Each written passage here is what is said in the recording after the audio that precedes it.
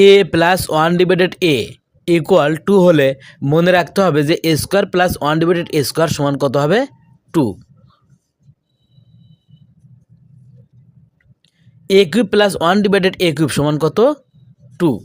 এ পাওয়ার 4 plus one divided এ পাওয়ার 4 সমান 2। এ পাওয়ার 7 plus one divided এ পাওয়ার 7 সমান কত 2। এ পাওয়ার 100 প্লাস ওয়ান ডিভাইডেড এ পাওয়ার 100 ইকুয়াল কত 2।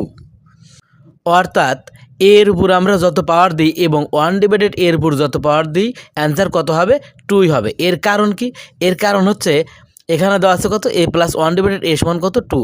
তাহলে আমরা ধরি এ সমান 1, তাহলে এ সমান যদি 1 হয় তাহলে এ প্লাস ওয়ান ডিভাইডেড এ, এখন আমরা এ সমান বসাবো কত 1 প্লাস উপর হচ্ছে 1, নিচে কত আছে এ সমান 1।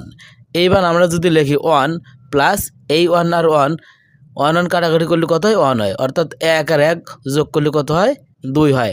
অর্থাৎ এই এর মানও 1 এবং 1 ডিভাইডেড এর মানও কত 1।